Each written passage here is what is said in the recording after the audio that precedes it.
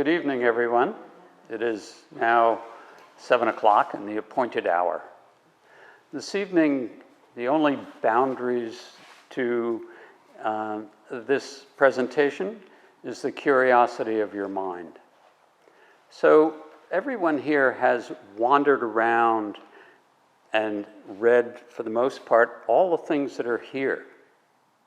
But what does this material tell you that the posted signs do not?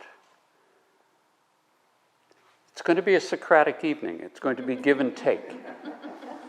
So take a look and feel free to get up and touch things, because as an example, what does this tell you?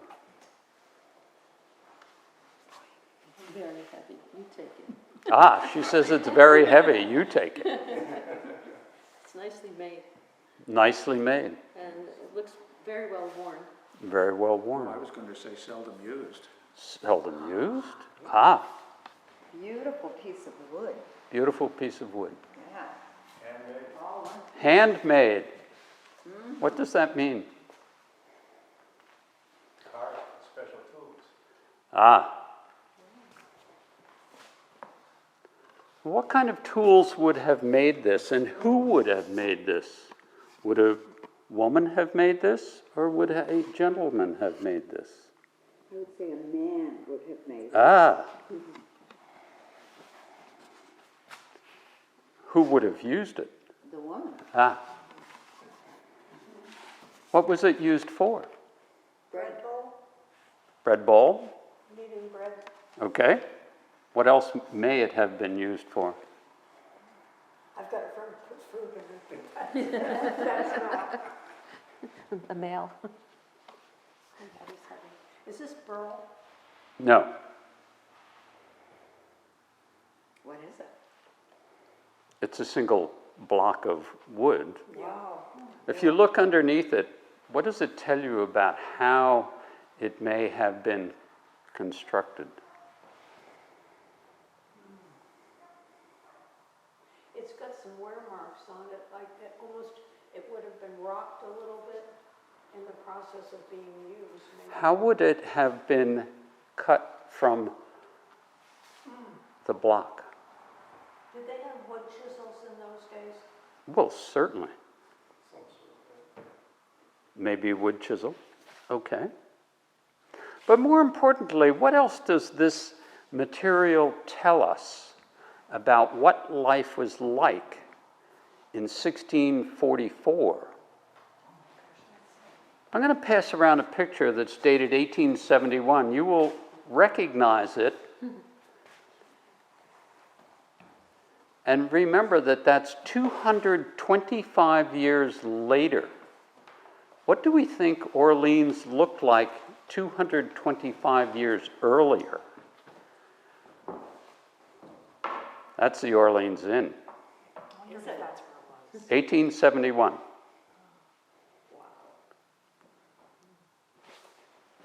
That's real cool.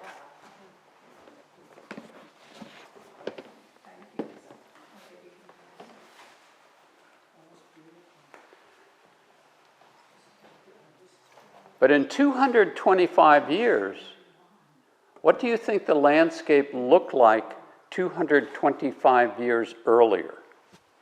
More wooded. More wooded. Very few trees. This table here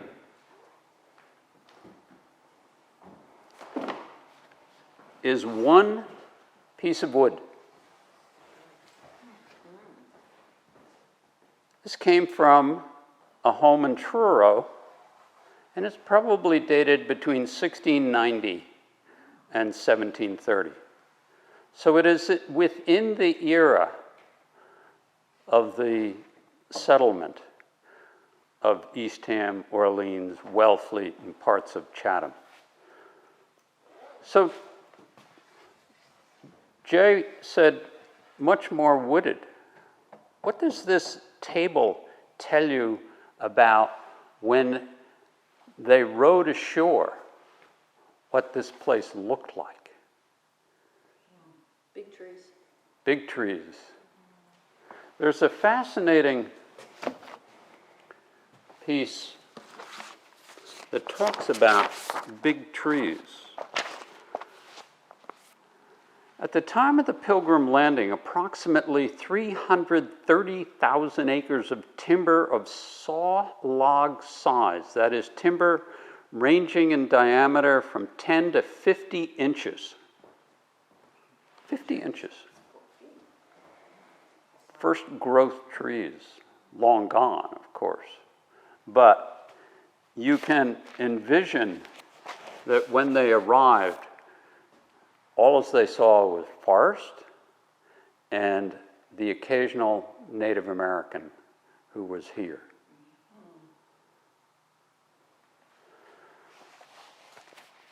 So tell me about this chair. People were not very tall then, is what I. People were not very tall. But that one's been cut down. Nope. No? Look at it in relation to the table.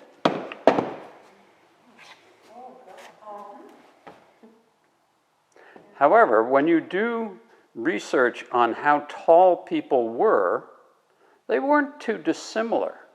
What I believe they were is that their legs were shorter.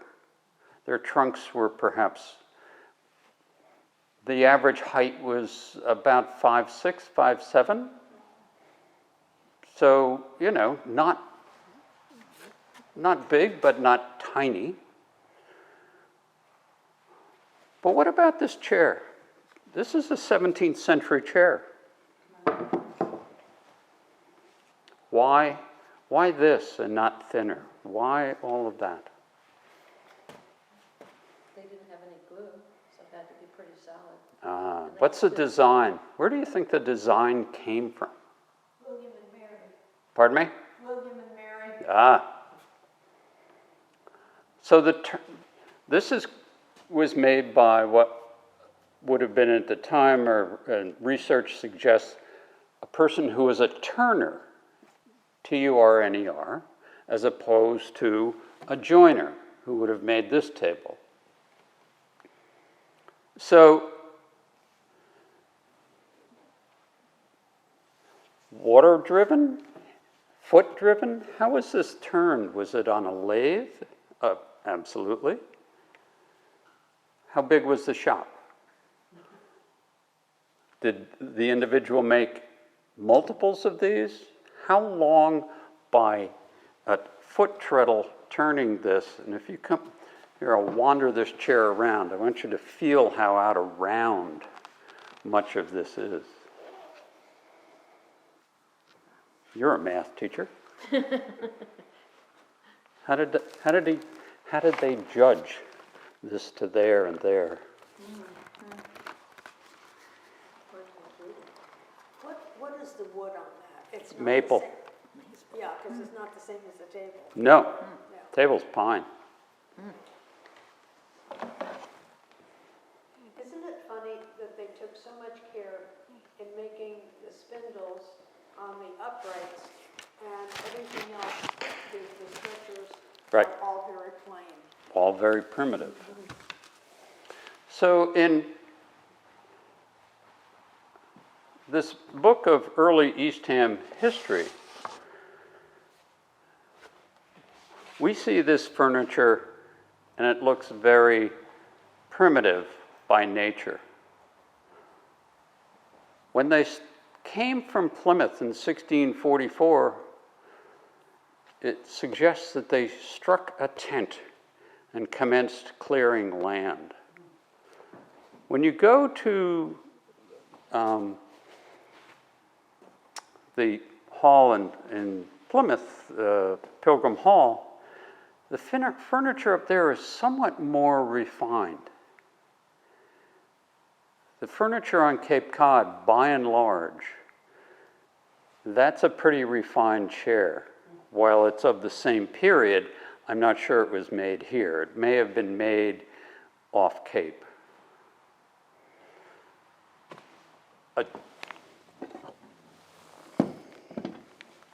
This, on the other hand, I know you're just sort of feel how heavy that is. Wow. See, that's what I'd expect to be made here. And that's, And it's not very refined. It's very, Oh, yeah. Whoa. What kind of wood is that? I don't know. But this one person would have been taller than the person in the chair. Yeah. right? May have been used for a different purpose than, it may have been a milking stool, may have been a weaving stool. that is heavy. So How old is that, Bill? Approximately? I would guess that this is around 1710 or 20. Yeah. Here, feel that. Did you? Now, have you considered that that might be English oak It could be. as part of a shipwreck? Yep. Because English oak is considerably more dense. So there's suggestion that this may not have been made here. But how was it made? Was it sawn? Was it chiseled, as you suggested, or is it riven? Does anyone know what riven means? That it would have been cut out with an axe or a hatchet. Here, madame, see how heavy that is for you.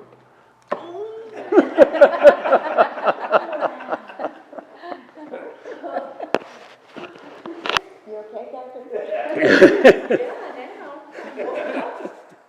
So, what do you figure the story behind this is? I mean, how did people who came here live for hundreds of years with these simple things? And today,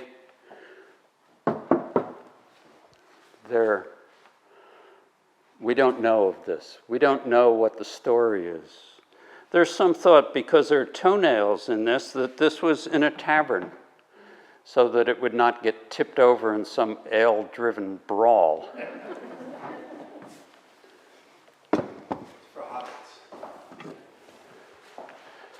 Hey, Bonnie, thank you. I didn't know this was scheduled. Nobody told me about it. That's fine. Glad you came, Bonnie. What be this? Watering jug. Ah, Cider, watering jug. what kind of water? Water, well, water. Could have been ale? All right. What would have been in this? Cider.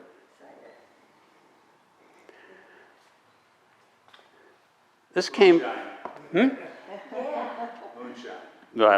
Maybe.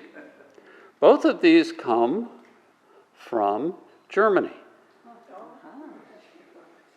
And they are both, this is about 1635, and I think it came on a ship into Boston and went north to Salem and then found its way back to Cape Cod.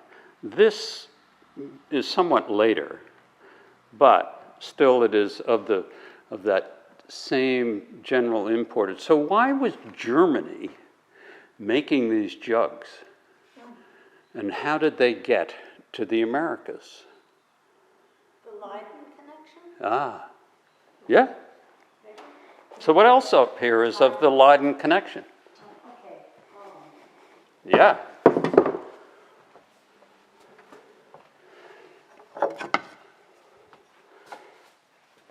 Pass these around. What are they before I pass them around? Plates. They're both, what? Delft. They're Delft. From the Leiden collection, that is as well.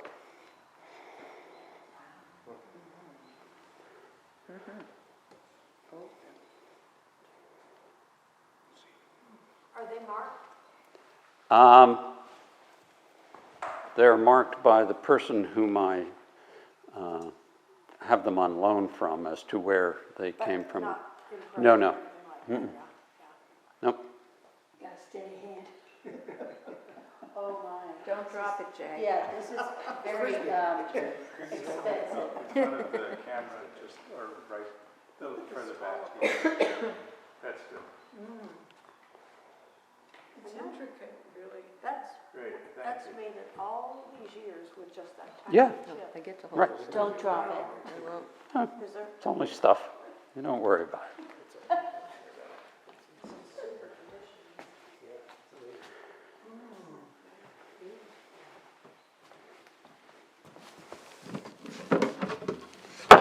Was das? What is this? Is it a desk? It could have been used as a desk. It's a Bible box. That's a Victorian name for this. It's a valuables box. To my brother's Testament, this is English. But see how much more refined the carving is? It really comes out of almost the Middle Ages. It comes out of, 13th, 14th, 15th century carving as an idea. But this is light by standards of the... Oh, much better. But you can look at the hinges on that. Oh, yeah.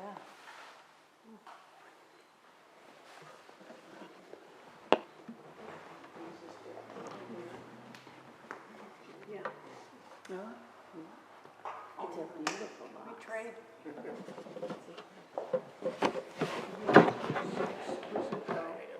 Like each, very individual. You said this was like. They're all painted, hand painted.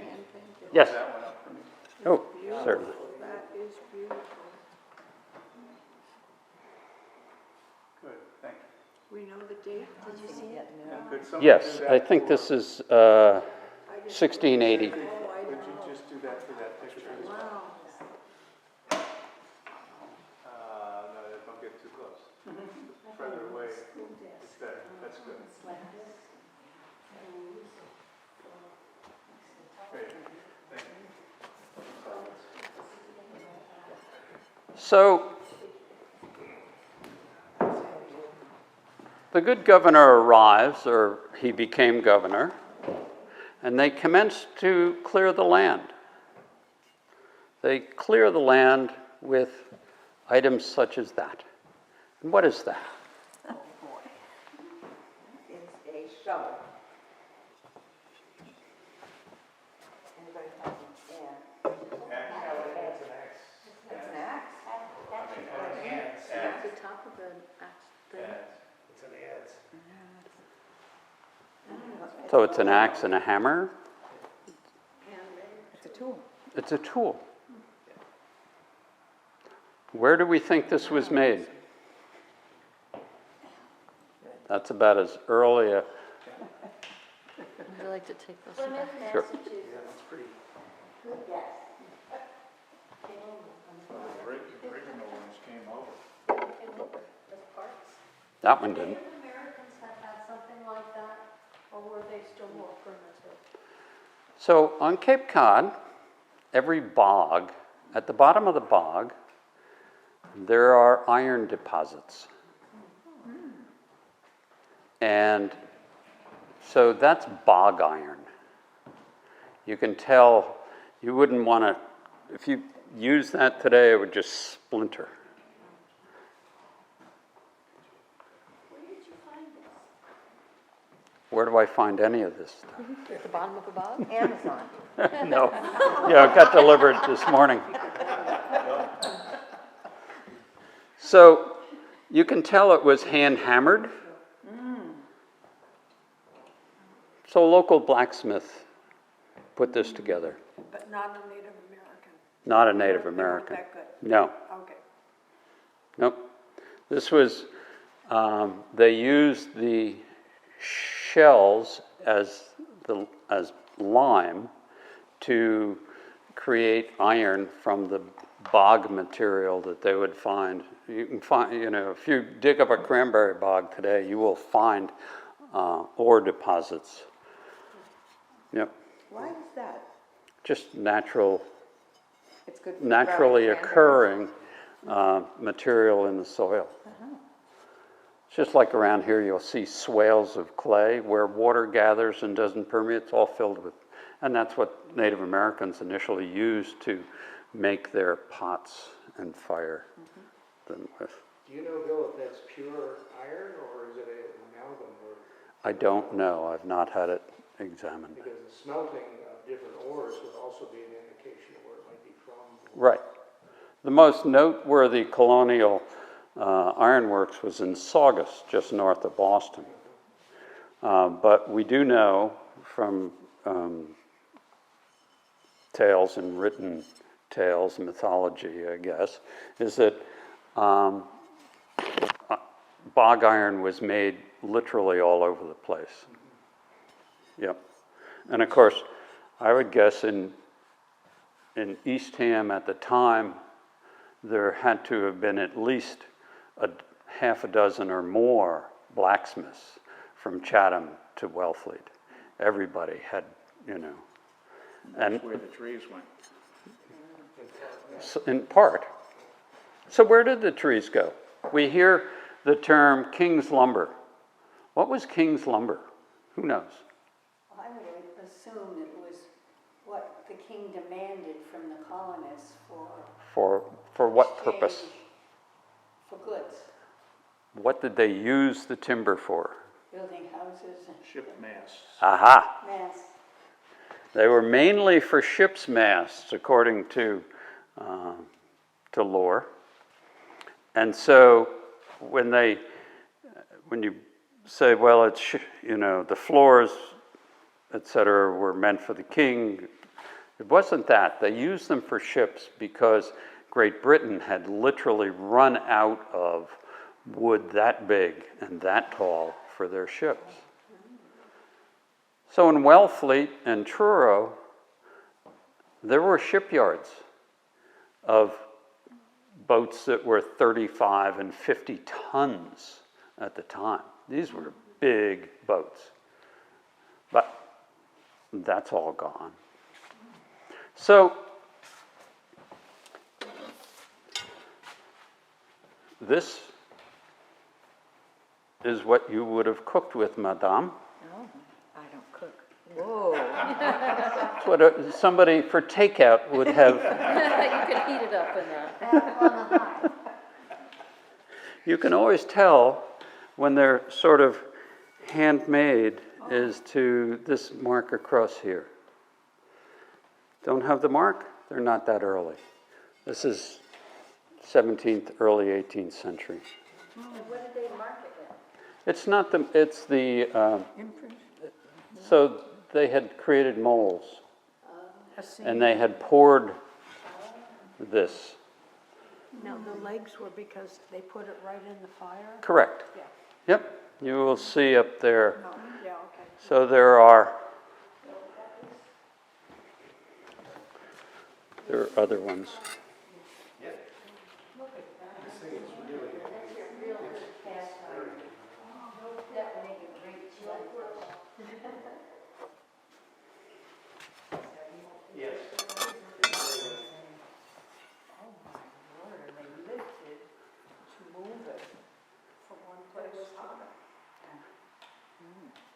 If you were a woman and survived to you were 20, you lived to be 65. Not many did. What's the difference in these two implements? One's got a sharper than the other. Here, Bonnie. Feel it. Just feel the two. What's the difference? I think this is heavier, I don't know. Yep, and why? Jay, to your comment earlier, what's the difference? One is what? Blacksmith material. Yeah, one is, That's almost steel. it's a different metal altogether. Yeah. This falls into that earlier category. The bog Yeah. category, yeah. Yep. And you can tell by the design of this that this is a very early design that came from Europe. This is a later design of a blacksmith's idea. One extraordinarily early, and you can feel how light that is. And then this fork is heavier.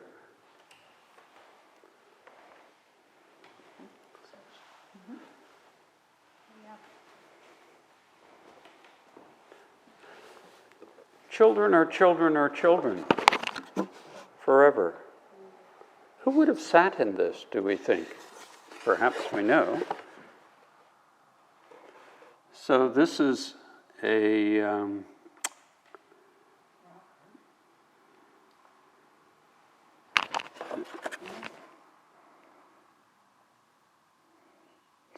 this is a Linnell.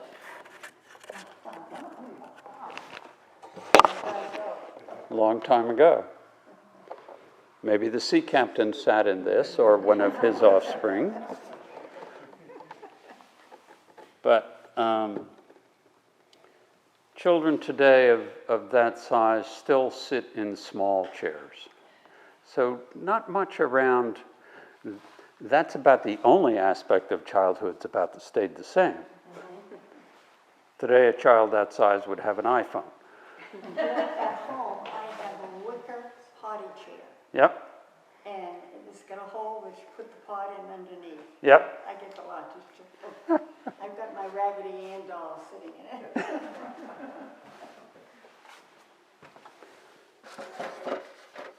What does this item tell us about life?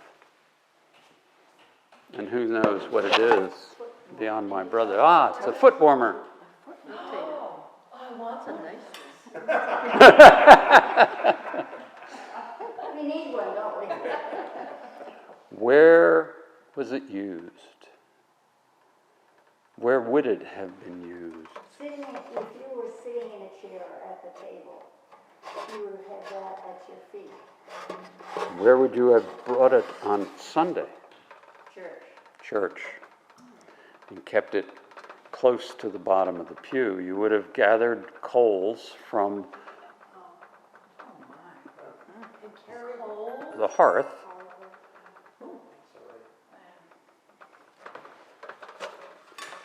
I don't know if this one has. Your feet much smaller than today. So the coals went in here.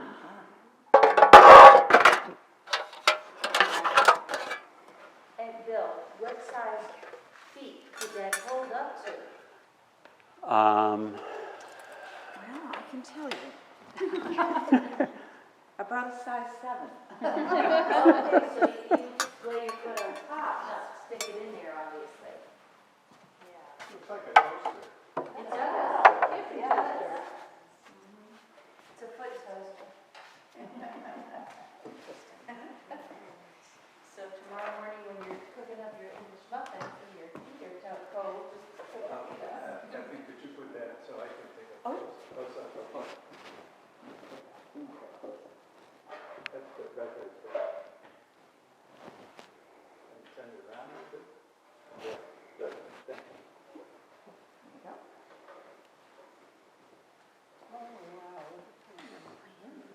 so we think of our forebears to this land as being primitive in how they lived by contemporary standards, and yet they had a sense of design, they had a sense of style. You can look at the clothing and feel free to, gently, Chris is not here, gently touch this to understand how warm it is, how insulating it is, how cumbersome it is, how long it took you to get dressed. And all the There- petticoats that you wore underneath it. Pardon me? All the petticoats that you wore underneath it. Yes, and not to speak in any salacious manner, but the women who wore that sometimes bore 11 children. There was a lot of on and off of clothing. But, yes? Were these designs original, or were they imported from ideas that? These would have been imported. The later ones became out of people's minds, but the designs on the looms came over from Great Britain and from other places. But so we grew flax here. Flax was pounded and then turned into cloth. And so this would have been an early piece. It's not indicative of this period, it's a little later, but it's probably around 1810. So it's it's 100 and some odd years old, but it's not greatly dissimilar to what would have been in anyone's home 400 years ago. Hard to imagine. Constantly blue and white, blue and white. Yes. All the time. Sure, Delft, blue and white. It is from whence they came that all of this repeats itself.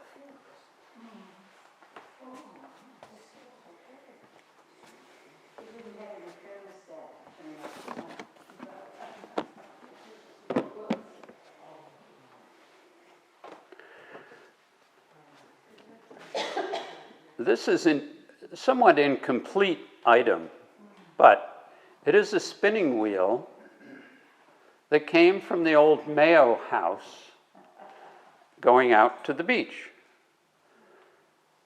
So Thomas Prince, I believe, had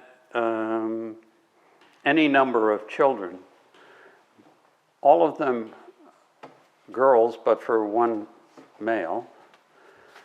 And one of his daughters married a Mayo.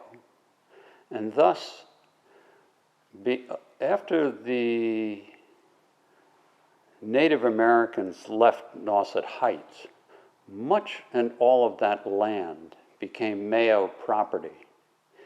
And if you read Jimmy Ting's book on Nauset Heights, it describes the history of Nauset Heights and all of the attendant land maneuverings that went on.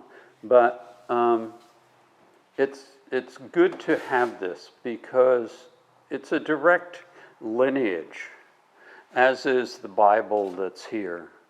That's a Mayo family Bible that goes back not dreadfully early, a couple of hundred years, a little more.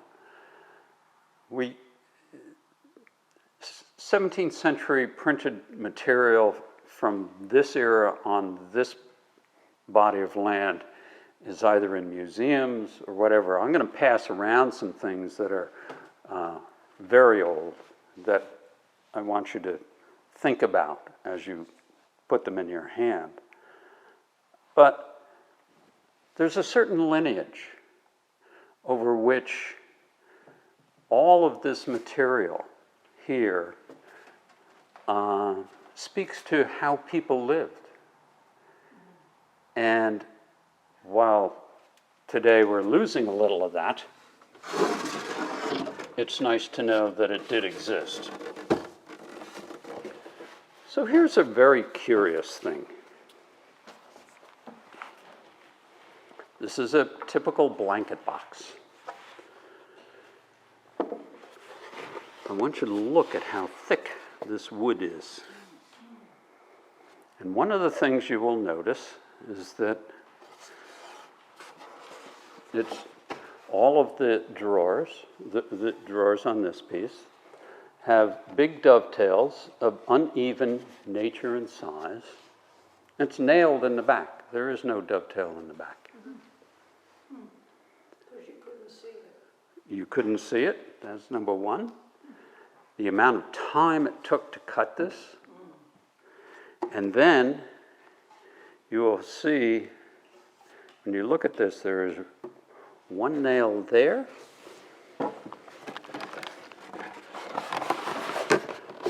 and one nail here. And this has been together since about between 1690 and 1710. This came out of probably one of the earliest remaining houses in Chatham. And when you look at the back of this,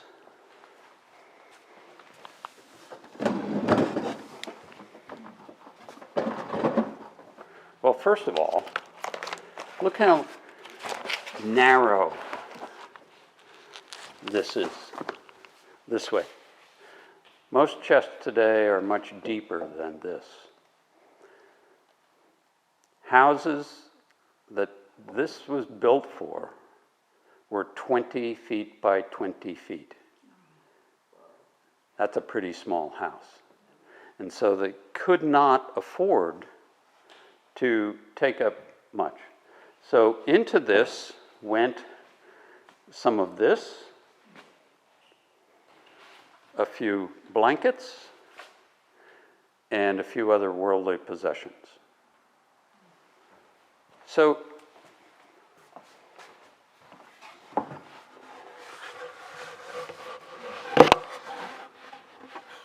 what does the nature of the top tell you?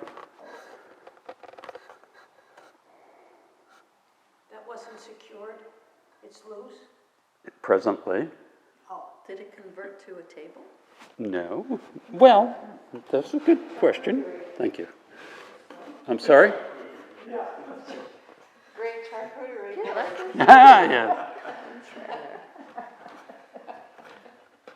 There's a suggestion that they didn't, as it broke down, as the hinges left, that it was still a valued piece of furniture. As anything. It originally had what they call snipe hinges. So little pieces of forged iron got wrapped around. And then it broke off. And then they used leather hinges. But by today's standards, folks buy a piece of IKEA, it breaks, they throw it in a dump. This is not a piece of furniture that people will decorate with today. There are a few people who prize these, but they're few and far between. You can see the remnants of the back here. But I'd like everybody to come up and take a look at the top board and tell me what that says to you. Stand up. Go up. Take a look at the back of the top board in the back of that thing.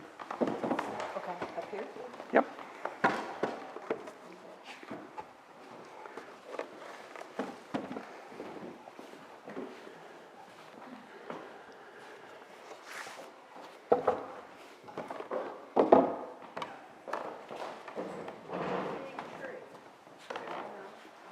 They used it to hammer something. There's a lot of like axe marks in it. Mm-hmm. I don't know. But It came everyone from a else big will. tree because the wings are going across.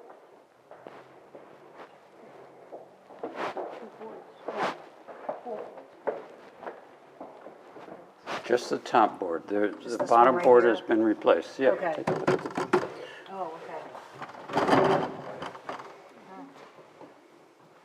There's all these scratches in it. Any guess what's the story of that? That top piece? Just this part. Just this piece here. Oh, what are those those lines that? Ah, what are the lines? What was that I think for? that's where Number they of chipped children from they the counted. tree. Piece of wood, it chipped through the piece of wood. Look at this. Is the back a different kind of wood than the rest of it? Nope. Who knows what a pit saw is? You get down in a hole and you All right. it up and down like Right. this. So when they had trees that were this size, they would cut, there would be a gentleman on the bottom and one on the top, and they would do this. And that's how this was made, is that you'll see the up and down marks from a pit saw. Oh, just on the top. Yeah, the bottom two boards are probably replaced at some point Oh, I see. in the 18th or 19th century. Yep. But every item, if you look at them simply as curiosity, you know, nothing up here sort of exists by itself. This didn't just occur. It occurred for a purpose. It took at least 2 men to cut up the tree. It took a blacksmith to make this. You know, we talk about it takes a village to raise a child. It takes a village to make every one of these things in order that there's an economy.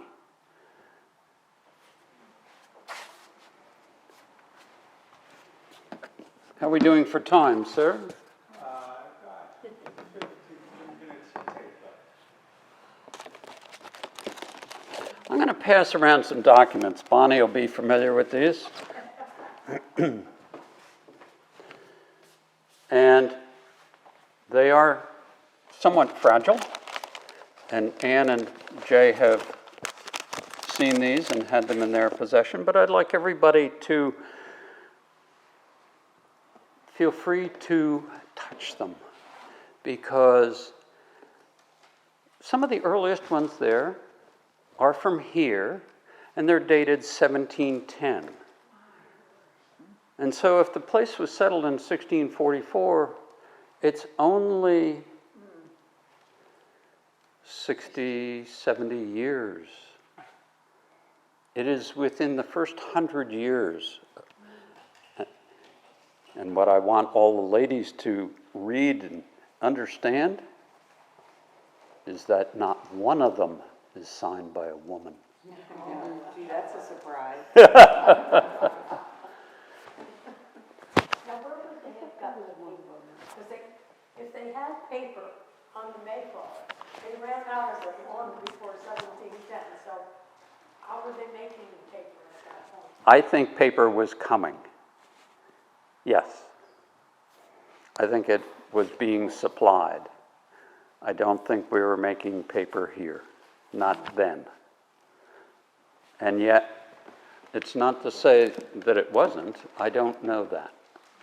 But here again, you know, there are seals.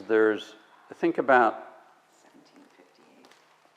so all of these documents represent the transfer of land and things like that, and they are signed by Dones, and they're signed by Snows, and they're signed by Hopkins and Higgins, etc.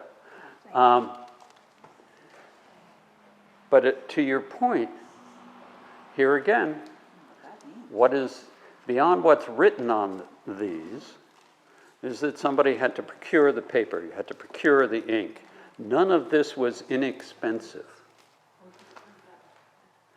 You know, none of this can be simply taken for granted. Where did you get these, though? These,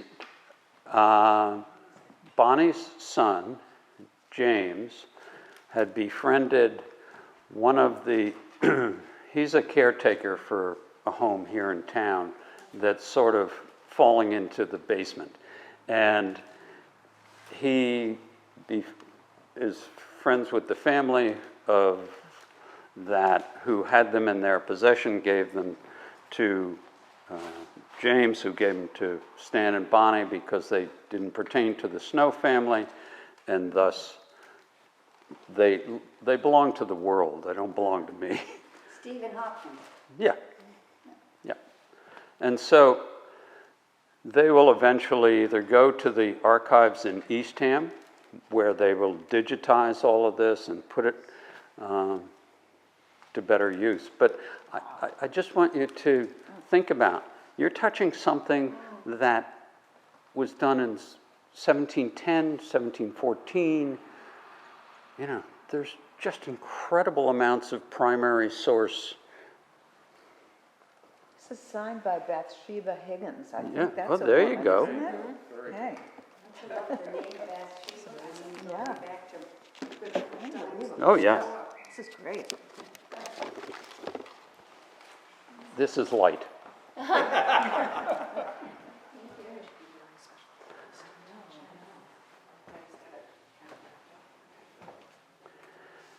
So if nothing else, when you depart this evening, the next time you encounter a display and it seems sort of humdrum, understand that there's a life story behind virtually every piece of material culture. That they were made for a purpose, that it took multiple people to generate them. There was an economy that developed all of this. You know, here on the Cape, first it was agriculture, then it was agriculture, then it was agriculture, then it was fishing. They came here to grow crops and to support their families. And fishing, nobody wanted the lobsters. Nobody wanted. But you will see on the 7 families, if you read those snippets, what they eventually wound up doing. And lastly, these 2 items here, I'm reasonably convinced came off the Mayflower. And I say that based upon the following information. I was invited to the museum in the base of the Provincetown Monument. At one point was running out of money. And an acquaintance of mine was the executive director, and he had authority to deascension material. And he said to me, I need to raise $10,000 in a very short period of time. And so he provided me carte blanche to go in and remove things. I would pay him, he would thank me, I would go away, I would sell most of it. But these 2 items, whom I did sell to a friend of mine, I was at Pilgrim Memorial Hall, and there is one there that is strikingly identical to these 2. Now, the history of the Pilgrim Monument Museum is the following. It used to be, when it was first started, the Ladies' Research Club. And the only people who could loan anything to it were direct descendants of the Mayflower. And that's why I think these came on the Mayflower. Because this one especially, they did research on the bindings on the one up at the Memorial Hall, and the bindings are vines from the Netherlands. And my guess is these are as well. So there's no, you know, it's hard to imagine that, you know, we have in front of us a couple of things that people were consuming, either ale or water or wine or whatever they were drinking on the Mayflower, but they're right here. So. What is the material? They're wooden staves, and the bindings are vine material, I think in both cases. Yep. So what did you come to try and find out that you haven't satisfied your curiosity about? Yes? Is that a pizza cutter on the wall there? That would have been a marker for would have been a measure for, you're measuring fabric. Yeah. And what about the other item there? This is for flailing, separating the wheat from the chaff, beating it. Yep.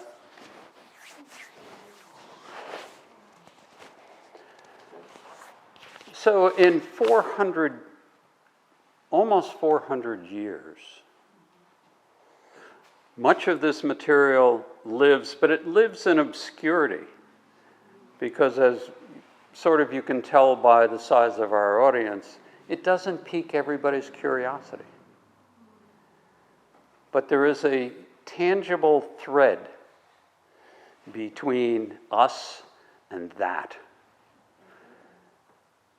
Because if this hadn't existed, we would not have evolved to where we are today. Nauset Heights wouldn't have $13 million houses on it, nor should it perhaps, but that's beside the point. You know, Bonnie's and Stan's forebears, and perhaps many of your other forebears, wouldn't have survived.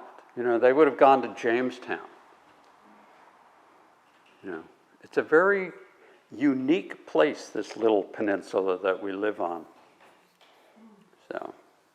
So it, Yeah, well, we've just had something interesting happen, and my son-in-law has flew from Virginia to Washington State, at the far end of Washington State, and he is riding his bicycle across the country and down to Orleans, Massachusetts. And we've got a map on the dining room table of the United States. And in Iowa, there is a place called McGregor, and my maiden name was McGregor. And I'd like to know how they got who went there. to Iowa or Idaho, whichever one it was. Yeah. But, you know, you look at the Nauset Notables, I was pointing this out to a friend of mine here, that the names on Nauset Notables, these are folks who were here sort of before the 7 families, and many of them are still here. Some are not, but on the Lower Cape, there's a lot of... Sorry, Bill. Whatever. I think it's my clue. I think I'm done. All right, thank you very much, everybody. Just add one thing. What a great job.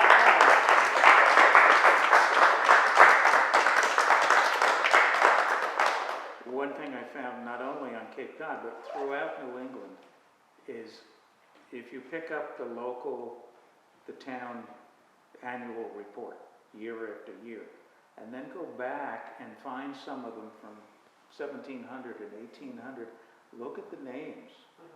In New England, people don't move. I mean, people do move, but somebody stays. So you're going to get the same names in Orleans that were here in 16-something today, and the same in Eastham, and the same in New Hampshire.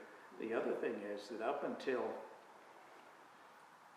town halls are a relatively new phenomenon, and town employees and clerks and what have you worked out of their home, and they kept the material, whatever they did.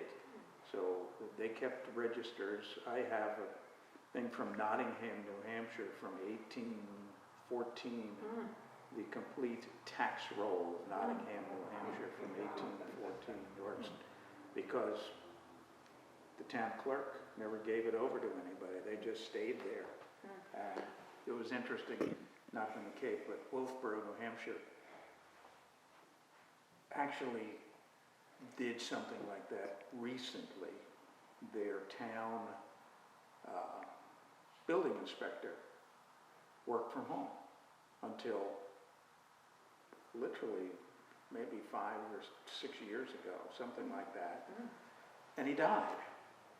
And his widow for an entire year, begged the town to please take all of the files for the entire town. And they never showed up. She threw them away. So the town of Wolfboro, New Hampshire literally has nothing more than 10 years old in terms of their building inspection. They have no history unless somebody steps up to say, here's something for my house. But this happened all over, literally America. There were no town halls. They worked locally. And maybe they passed it on, maybe they didn't. And that's why a lot of this stuff surfaces. You say, why doesn't the town have it? Because it did pass down in a family, and it's still sitting in somebody's attic or wherever. So it's kind of interesting, how it shows up. And in Barnstable County, the courthouse burned, and thus we lost, thousands of documents. Except Eastham didn't send their stuff. Eastham has their stuff. And they have great primary source material, clearly better than what I've passed around this evening. But this will go to them eventually. It's digitized. Yes. It's fabulous. Yeah, you can read it. It'll pull up. You can copy it down. Yep. Well, again, thank you for your patience and your attention and your interest. Thank you. We hope you enjoyed this program. There are a number of ways you can continue to help us provide more programming and more experiences for the community. Here are several ways to do that. You can donate, you can get involved, you can volunteer, but we look forward to your support. Thank you very much, and see you soon.